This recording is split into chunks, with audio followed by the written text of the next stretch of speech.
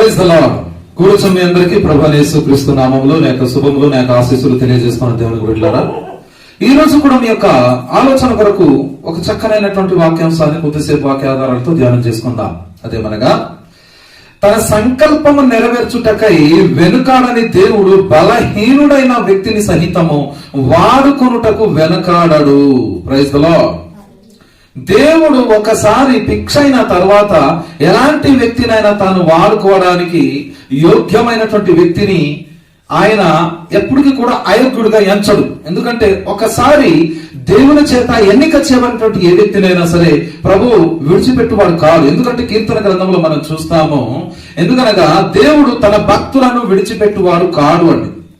ఒకసారి కీర్తన గ్రంథం 9వ కీర్తన అందులో నుంచి 10వ వాక్యాన్ని చదువుకుంటూ మనం ముందుకు వెళ్తే అందులో ఒక మాట అంటాడు. ఏమంటాడు? యెహోవా, నిన్ను ఆశ్రయించు వారిని నీవు విడిచిపెట్టువాడవు కావు, కావున నీ నామం ఎరిగిన వారు నిన్ను నమ్ముకుందురు అనేటువంటి పదాన్ని ఇక్కడ మనం చూస్తున్నాం దేవుని బిడ్డలారా. కాబట్టి ఎవరైతే దేవుణ్ణి ఆశ్రయిస్తూ ఉంటారో, దేవుని శరణు చొచ్చుతారో, దేవుని సహాయమును కోరుతారో, అటువంటి వారికి దేవుడు ఎప్పుడు విడిచిపెట్టినట్టుగా మనం ఎక్కడ కూడా చూడలేదు ప్రియులారా. ఎందుకంటే ఇదే మాటను దేవుని వాక్యముల నుంచి, ఇదే కీర్తనల గ్రంథముల నుంచి ఒక వాక్య భాగాన్ని చదువుకుందాం. చూడండి, కీర్తనలు 34వ కీర్తనలు 24వ వచనము 25వ వచనాన్ని చదువుకుందాం. సాంగ్స్ అందులో నుంచి 37 verse 24 and 25 అందులో నుంచి ఒక వాక్య భాగాన్ని చదువుకుందాం ప్రియులారా. చూడండి ఏం రాయబడిందో మీరే చూడండి ఒకసారి. దేవుని వాక్యాన్ని చదువుకుందాం. ఎందుకంటే మనమైతే కొన్నిసార్లు మనసులో రిజెక్ట్ చేసే పరిస్థితుంటాం. పనికిరాడు, పో, your unfit for this job, please get out అని చెప్తాం. Get out, I say you get out అంటాం. నువ్వు పనికిరావు, పో అని అంటామేమో. కానీ ఇక్కడ చూసినట్లయితే దేవుడు తన వాక్యం ద్వారా మాట్లాడుతున్నటువంటి మాటలు ఏమిటంటే, ఇక్కడ చూడండి ప్రియులారా, మనం ఎలాంటి క్లిష్ట పరిస్థితుల్లో ఉన్నా కూడా దేవుడు అలాంటి వ్యక్తిని బలముగా వాడుకునే దేవుడై ఉన్నాడు. కీర్తనల గ్రంథం 37వ కీర్తనలు అందులో నుంచి 24వ వచనం 25వ వచనాన్ని మనం చూద్దాం. చూడండి, యెహోవా అతని చేయి పట్టుకొని ఉన్నాడు గనుక అతడు నేలపడినను లేవలేక ఉన్నాడు. చూడండి, యెహోవా అతని చేయి పట్టుకొని ఉన్నాడు. అతడు అంటే ఎవరు?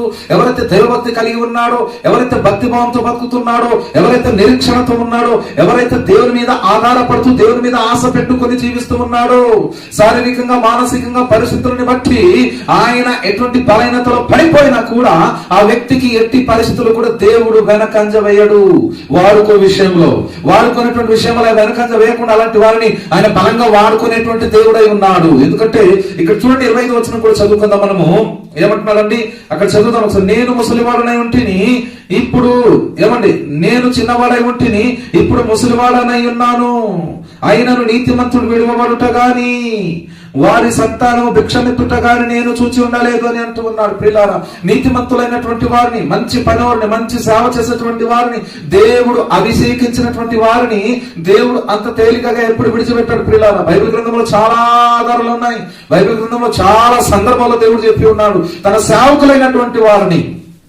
ఈరోజు మానవ నైజం ఎలా ఉంటుందంటే, ఇతను మనకు ప్రయోజనకరంగా లేడు కావున ఈ వ్యక్తిని మనకు వృత్తిలో నుంచి తొలగించేద్దాం, లేకపోతే మన శాఖల నుంచి తీసివేద్దాం, మన కంపెనీల నుంచి తొలగిద్దాం, లేదనుకుంటే మన ఉద్యోగ రంగముల నుంచి, వ్యాపార రంగముల నుంచి, కంపెనీల నుంచి, ఒక శాఖలో నుంచి, ఏమండి చేస్తున్నటువంటి పనుల నుంచి ఈ వ్యక్తిని మనం తొలగిద్దాం అనేటువంటి ఆలోచన కలిగి అనేక మంది ఉండొచ్చు.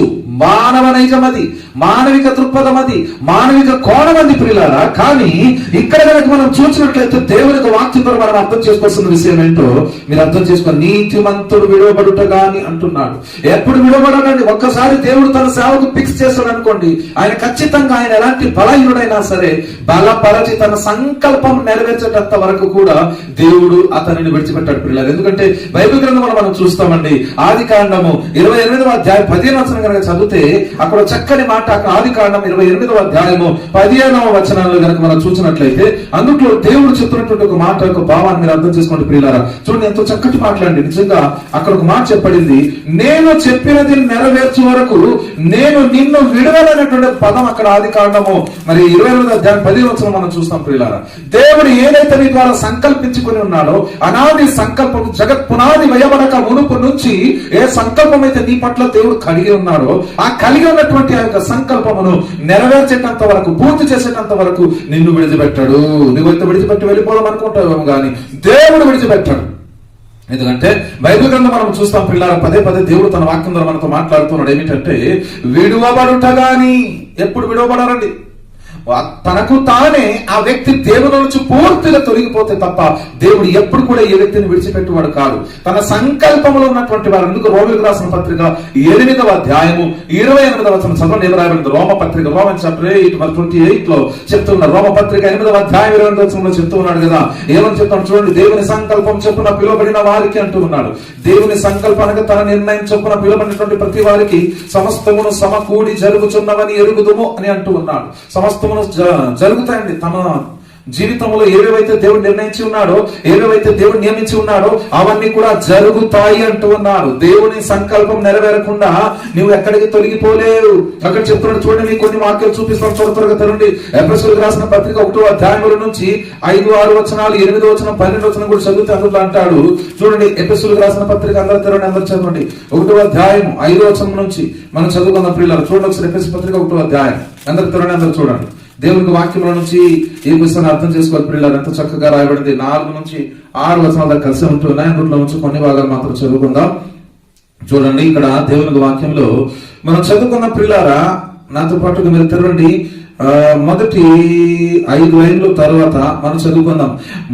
మనలను ముందుగా తన కోసరము నిర్ణయించుకొని మనము తన ఎదుట పరిశుద్ధముగా నిర్దోషులమునై ఉండవలెనని జగత్తు పునాది వేయబడక మునిపే ప్రేమ చేత ఆయన క్రీస్తులో మనలను ఏర్పరచుకొని, దేవునికి మహిమ కలుగును గాక.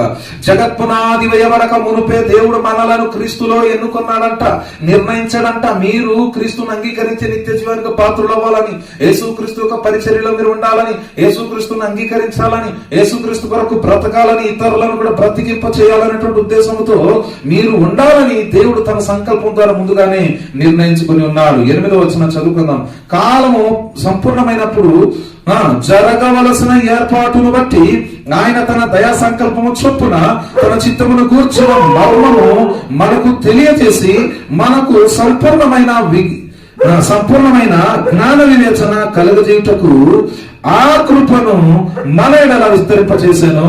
చూసారు నేను చెప్పండి ఇక్కడ ఏమంటాడండి? ఇక్కడ చూడండి, బాగా అర్థం చేసుకోండి పిల్లలు, మీరు బాగా అర్థం చేసుకోవాలి. ఇక్కడ తన చిత్తమును గురించిన మర్మము మనకు తెలియజేసి అంటున్నాడు. ఎందుకంటే తన సంకల్పం చొప్పున ఏమైతే మనం నిర్ణయించబడి ఉన్నామో అది మనకు దేవుడు తెలియజేస్తాడు. అది మనకు దేవుడు తెలియజేసిన తర్వాత ఆయన ఏం చేస్తాడు అనేటువంటి విషయాన్ని ఇక్కడ దేవునికి వాక్యంలో రాయబడి ఉంది. కాబట్టి మీరు చాలా జాగ్రత్తగా దేవునికి మాటలు వినాలి, వాక్యానుసారంగా మీరు బ్రతకాలి. మీ జీవితంలో దేవునికి చిత్తాన్ని అనుసరించి, దేవుని వాక్యాన్ని అనుసరించి, దేవునికి సంకల్పంలో ఉన్నటువంటి వ్యక్తి ఎప్పుడు కూడా దేవుని విడిచిపెట్టి వెళ్ళిపోతాను అని అనుకోవడానికి లేదు పిల్లలు. ఎందుకంటే దేవుని వాక్యంలో రాయబడి ఉంది. దేవుడు మాట్లాడుతున్నటువంటి మాటలు ఇవి. వాక్యంతో ఈరోజు ప్రేరేపిస్తున్నాడు అనేక మందిని. దేవుని చిత్తాన్ని తెలుసుకొని, దేవుని వాక్యాన్ని అనుసరించి, దేవుని ప్రణాళిక నుంచి తొలగిపోకుండా, పొరపాటున శారీరక మానసిక బలహీనతల్లో నువ్వు పడిపోయినా గాని నువ్వు కనుక దేవునిగా ప్రణాళికలో ఉండి ఉంటే, నీవు కనుక దేవుని చిత్తంలో ఉండి ఉంటే దేవుడు నిన్ను ఎప్పటికీ కూడా విడిచిపెట్టువాడు కాదు అని దేవుని యొక్క వాక్యంలో మనం చూస్తున్నాం ప్రియులారా. ఎందుకంటే చూడండి, మరొక మాట మీకు చూపిస్తాను దేవుని వాక్యముల నుంచి. ఫిలిప్పీయులకు రాసిన పత్రిక 2వ అధ్యాయం చూడండి. ఫిలిప్పీయులకు రాసిన పత్రిక 2వ అధ్యాయం 13వ వచనం కనుక చదివితే ప్రియులారా, అందులో మనం చూస్తాం. మీకు అర్థం కావడానికి మాటలు చూపిస్తున్నాం. ఈ రోజుల్లో అనేక మంది బలహీనతలో పడిపోయినటువంటి వారు కనబడుతూ ఉన్నారు. కానీ దేవుని గొప్ప పరిచర్యలు చేస్తూ కూడా కొద్దిమంది శారీరక మానసిక బలహీనతలు పడిపోయి వారికి వారే రిజెక్టెడ్ చేసుకుంటూ, నేను దేవుని పరిచర్యకు పనికిరానేమో అని అనుకుంటూ సమాజం వారి మీద పెట్టినటువంటి భయంకరమైనటువంటి నిందలు, అబండముల చేత వారు వెనక తట్టు తిరిగి లోకముతో పొత్తు కుదురుతున్నటువంటి వారికి బలపరచడానికి ఈ యొక్క వాక్యాలు మనకి ఎంతో ప్రోత్సాహకరంగా ఉన్నాయి ప్రియులారా. చూడండి, ఫిలిప్పీయులకు రాసిన పత్రిక 2వ అధ్యాయం, ఫిలిపియన్స్ చాప్టర్ 2:13 అందులో నుంచి చదువుకున్న వాక్య భాగమును చూడండి. నేను చదువుతాను మీ కొరకు, వినండి. ఎందుకనగా మీరు ఇచ్చయించుటకును కార్యసిద్ధి కలుగజేసుకున్నటకును తన దయా సంకల్పం నెరవేరుటకై మీలో కార్యసిద్ధి కలుగజేయవాడు దేవుడే అనేటువంటి పదాన్ని ఇక్కడ మనం చూస్తున్నాం ప్రియులారా. తన సంకల్పం నెరవేరుటకు కార్యసిద్ధి కలుగజేసేవాడు దేవుడు.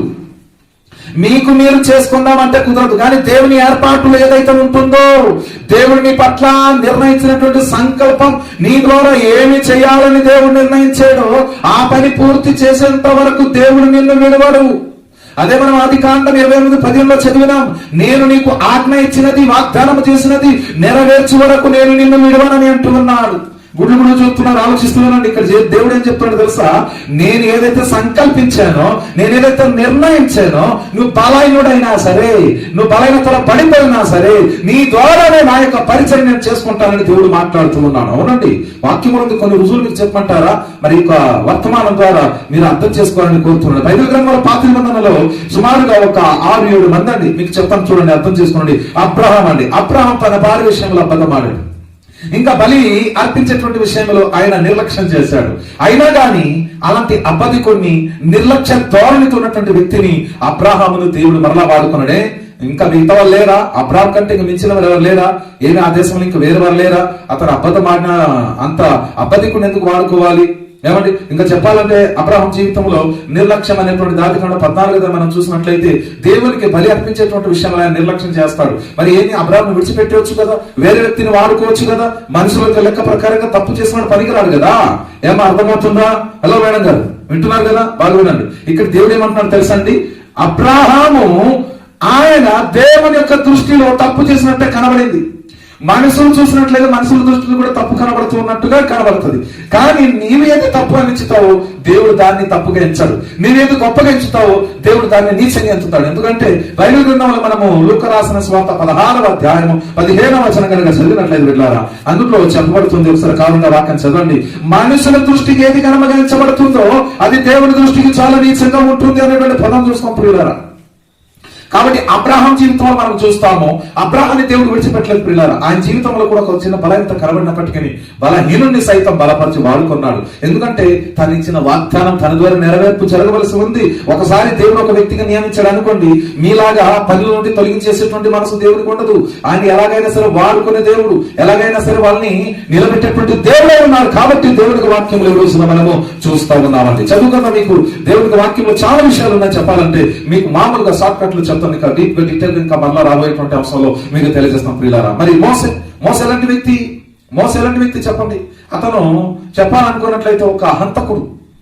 ఐగుప్తు దేశంలో ఆయన 40 సంవత్సరాలు ఫరో ఇంట ఉంటూ, ఫరో ద్వారా ఆయన ఫరో యొక్క సామ్రాజ్యంలో ఉంటూ ఐగుప్తు సకల విద్యలైన ప్రావీణ్యత పొందుకున్నప్పుడు తన యొక్క సహోదరుని చూడ వెళ్ళినప్పుడు ఒక ఇజ్రాయేలీయుడిని ఐగుప్తీయుడు ఎంతో బాధతో బాధపడుతూ కొట్టడం చూసి తనను హత్య చేసినటువంటి వ్యక్తి, హత్య చేసి కప్పెట్టేసినప్పుడు పక్కవాడు ఒకడు చూసినప్పుడు ఆయన ఫరో రాజుకు తెలియజేస్తానన్నప్పుడు ఆయన భయపడి పారిపోయి వచ్చి మిద్యాను అరణ్యానికి వెళ్ళి అక్కడ హిత్రో అనేటువంటి ఒక వ్యక్తి ఇంట చేరి అక్కడ ఉంటూ ఆయన తనకు కుమార్తె అయినటువంటి సిపోరాను వివాహమాడి 40 సంవత్సరాలు మరి ఆ కొండ ప్రాంతంలో ఉంటూ ఏం చేశాడు?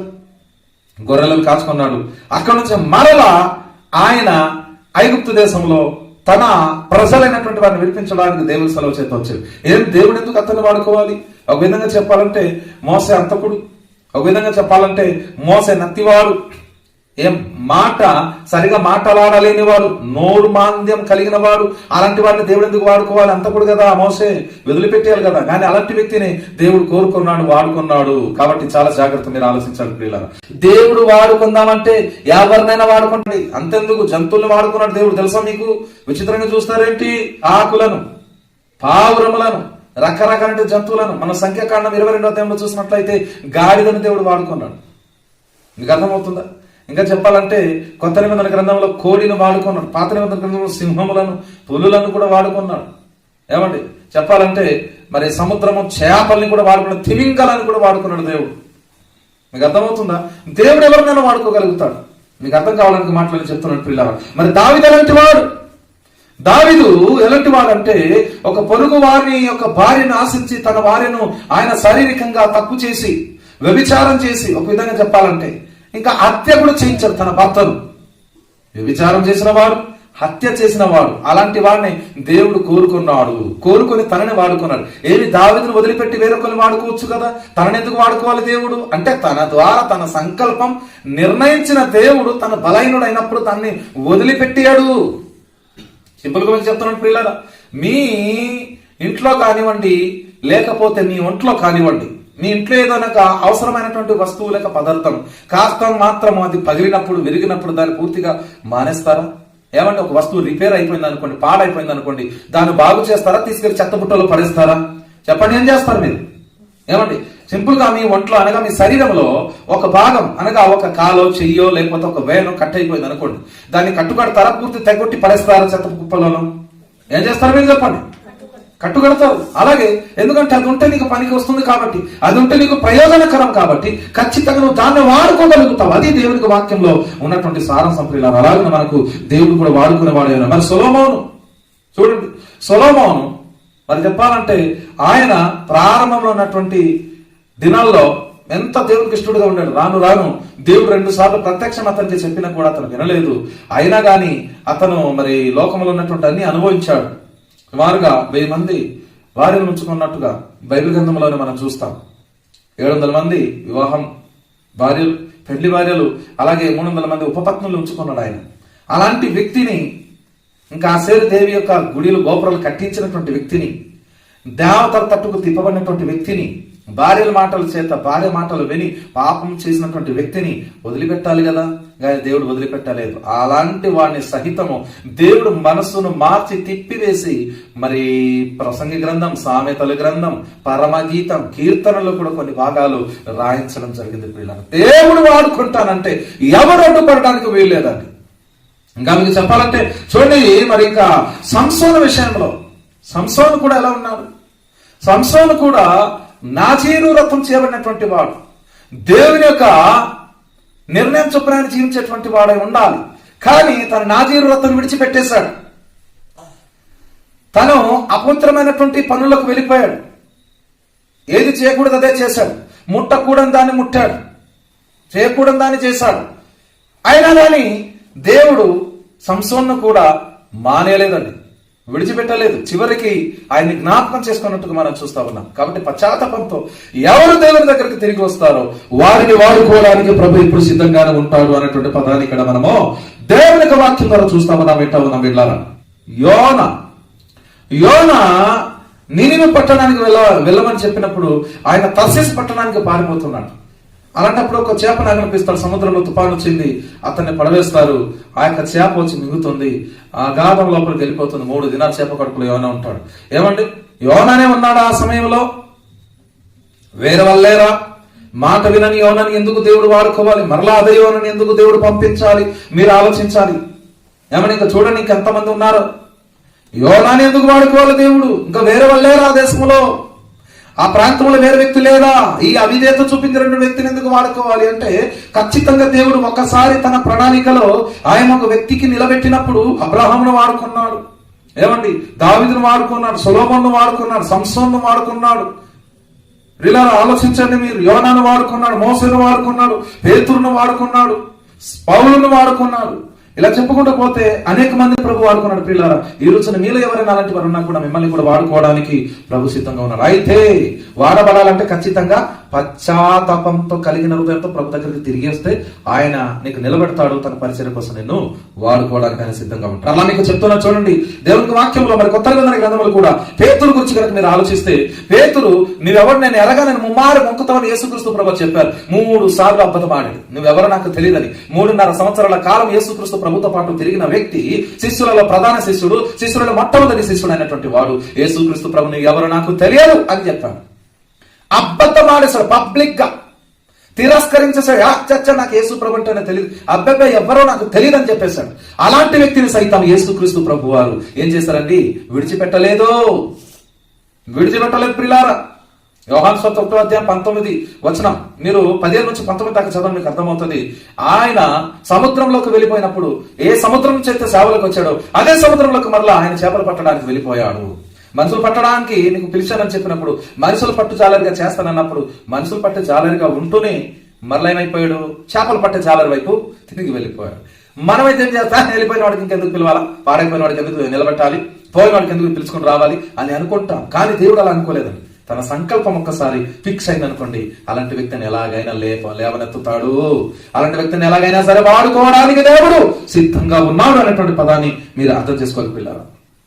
మరి పౌలు గారు చూడండి, సౌలుగా ఉన్నప్పుడు ఎంత భయంకరమైనటువంటి పనులు చేసేవాడు, క్రైస్తవులను పడినటువంటి వారు నివసించేటువంటి వాడు.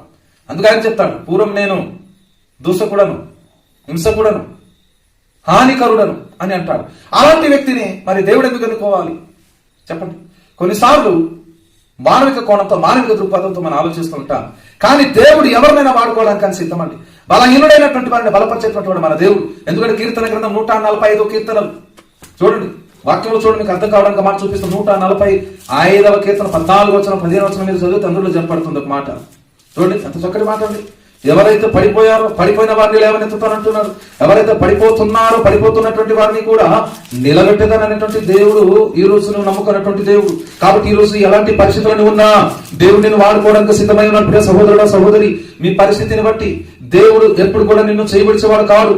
ఏ పరిస్థితిలో ఉన్నా నిన్ను బలపరిచి నిన్ను వాడుకునేటువంటి వాడు మన దేవుడు. గనుక ఈ రోజున మీరు ఖచ్చితంగా దేవుని చిత్తాన్ని తెలుసుకుని దేవుని ప్రణాళికని అర్థం చేసుకుంటూ దేవుని పరిచయం ముందుకు సాగాలి. చూడండి, చదువుదామండి 145వ కీర్తన 14 వచనం. యెహోవా పడిపోవారందరినీ ఉద్ధరించేవాడు. ఎవరైతే పడిపోతున్నారో పడిపోతున్న సమయంలో దేవుడు పడకుండా కాపాడేవాడు. కృంగిపోయిన వారిని, పొరపాటున కిందికి ఒరిగిపోయిన వారు, పడిపోయినటువంటి వారిని లేవనెత్తటువంటి వాడట మన దేవుడు. దేవునికి మహిమ కలుగును గాక.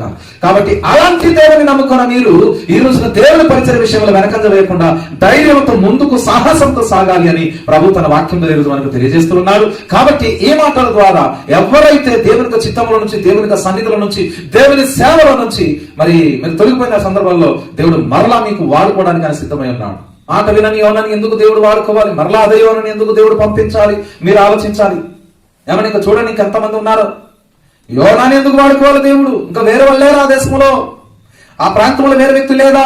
ఈ అవిధేత చూపించిన వ్యక్తిని ఎందుకు వాడుకోవాలి అంటే, ఖచ్చితంగా దేవుడు ఒకసారి తన ప్రణాళికలో ఆయన ఒక వ్యక్తికి నిలబెట్టినప్పుడు ఆ వ్యక్తి ఎలాంటి పరిస్థితుల్లో ఉన్నా అతను లేవనెత్తి వాడుకునేటువంటి వాడు.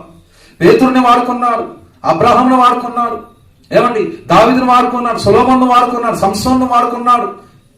ఇలా ఆలోచించండి మీరు. యోనాను వాడుకున్నాడు, మోసేను వాడుకున్నాడు, పేతురును వాడుకున్నాడు, పౌలును వాడుకున్నాడు. ఇలా చెప్పుకుంటూ పోతే అనేక మందిని ప్రభు వాడుకున్నాడు. ప్రియులారా, ఈ రోజున మీలో ఎవరైనా అలాంటి వారు ఉన్నా కూడా మిమ్మల్ని కూడా వాడుకోవడానికి ప్రభు సిద్ధంగా ఉన్నాడు. అయితే వాడబడాలంటే ఖచ్చితంగా పశ్చాత్తాపంతో కలిగిన హృదయంతో ప్రభు దగ్గరికి తిరిగి వస్తే ఆయన నీకు నిలబెడతాడు. తన పరిచయం కోసం నిన్ను వాడుకోవడానికి ఆయన సిద్ధంగా ఉంటాడు. కాబట్టి ఈ రోజు విన్నటువంటి ఒక సందేశం ద్వారా ఒక్కసారి అర్థం చేసుకుంటూ ప్రభు యొక్క సన్నిధిలో మీ యొక్క చిత్తాన్ని, అనగా మీ యొక్క నిర్ణయాన్ని ఆయన చిత్తానికి, ఆయన సంకల్పానికి లోపరుచుకోవాలని కోరుతూ ఈ నా మాటలు ముగిస్తూ ఉన్నాను. మరొక అవసరం మీ ముందర వస్తాను. అంతవరకు దేవుడిని